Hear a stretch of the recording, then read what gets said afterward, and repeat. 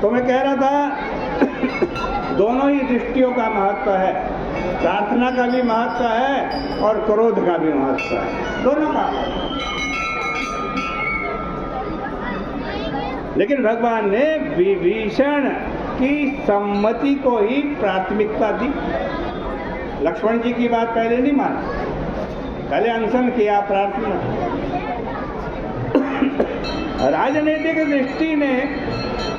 राजनीतिक दृष्टि से प्रभु की मान्यता यह थी कि प्रारंभ में साम नीति, 4 नीति होता है, साम दाम दंड भेद, 4 नीति होती है ना, तो सबसे पहले साम नीति का आश्रय लिया जाना चाहिए। दंड नीति का आश्रय सबसे बात की अपनी इस आर्य शैली के माध्यम से वे रावण को भी सोचने का अधिक से अधिक अवसर प्रदान करना चाहते हैं। वे मानो रावण के समक्ष यह स्पष्ट कर देना चाहते हैं कि भाई विनय और प्रार्थना कोई कर रहा है हाथ से तो उसको उसकी दुर्बलता मत समझो,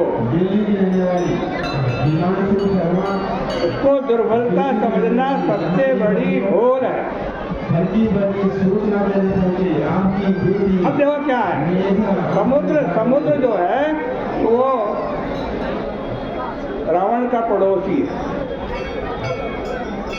रावण का पड़ोसी है समुद्र। एक पड़ोसी के लिए किए जाने वाले व्यवहार को देखकर दूसरा पड़ोसी सावधान हो सकता है। इसलिए प्रभु ने विभीषण के आज मत को स्वीकार करते हुए अनशन किया, व्रत किया, प्रार्थना की। विभीषण के बताए गए मार्ग को ही भगवान ने स्वीकार किया था। यद्यपि उन्हें यह भी साफ मालूम था कि कठोर नीति का आश्रय भी लेना ही पड़ेगा, इसलिए उन्होंने लक्ष्मण जी को मना नहीं किया, तुम्हारी बात मैं नहीं मानूंगा। क्या क्या इस लक्ष्मण जी की बात जैसे ही सुनी ना कि सुनत विहसी बोले रघुवीरा, सुनत विहसी बोले रघुवीरा, ऐसा ही कराऊं धराऊं मन धीरा, ऐसा ही कराऊं धराऊं मन धीरा। किंतु अनशन और प्रार्थना के बाद भी जब समुद्र की ओर से सहायता का कोई संकेत प्राप्त नहीं हुआ तो उनका क्रोध हो जाना स्वाभाविक था। प्रभु ने प्रचलित मान्यताओं में कुछ संशोधन प्रस्तुत किया। उन्होंने कहा कि विनय श्रेष्ठ अवश्य है, व्यक्ति को विनयशील होना चाहिए, किंतु उस विनयता का प्रयोग दुष्ट के साथ नहीं किया जाना चाहिए।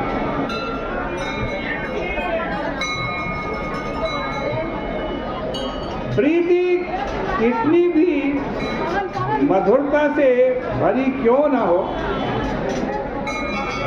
कुटिल व्यक्ति के साथ प्रीति करना उचित नहीं है। नीति उदात्त हो सकती है, किंतु सहज कृपण के लिए उसकी क्या उपयोगिता। जो स्वाभाविक रूप से दुष्ट है उसके लिए विनय की क्या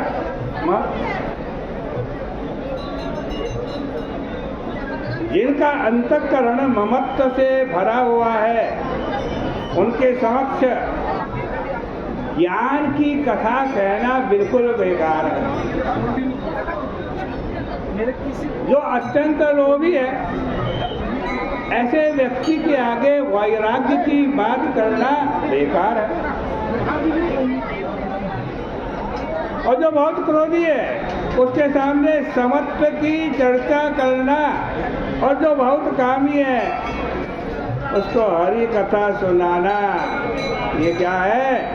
ऊसर में बीज बोने के समान है।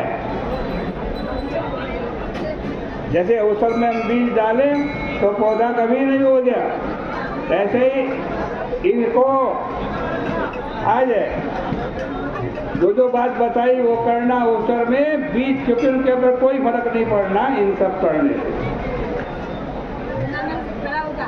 तुलसीदास जी सुनो उनकी लाइन में, बड़ा सुंदर कहते वो,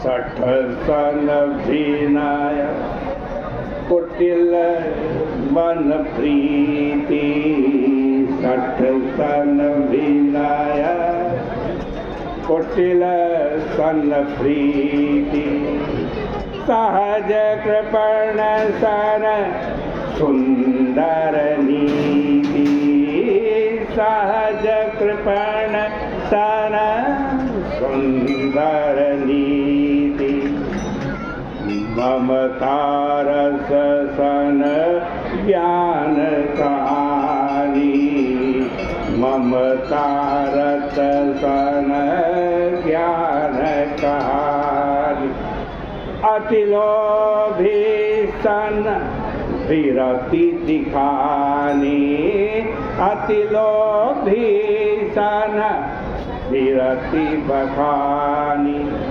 क्रोध ही संभ काम ही हरि कथा, ओ सर बीज भय फल जथा।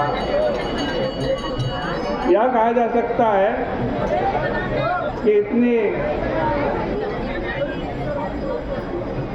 इनकी व्यर्थता का ज्ञान होने पर भी कि मैं इनसे विनय करूंगा, इनसे प्रार्थना करूंगा, लेकिन ये मानने वाले नहीं। ऐसा राम जी को पता था, ऐसा नहीं कि नहीं पता था,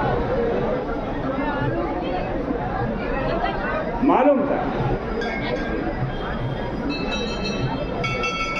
फिर भी उन्होंने विनय का आश्रय लिया। ए बेटा, माता, बहन, ए बहना,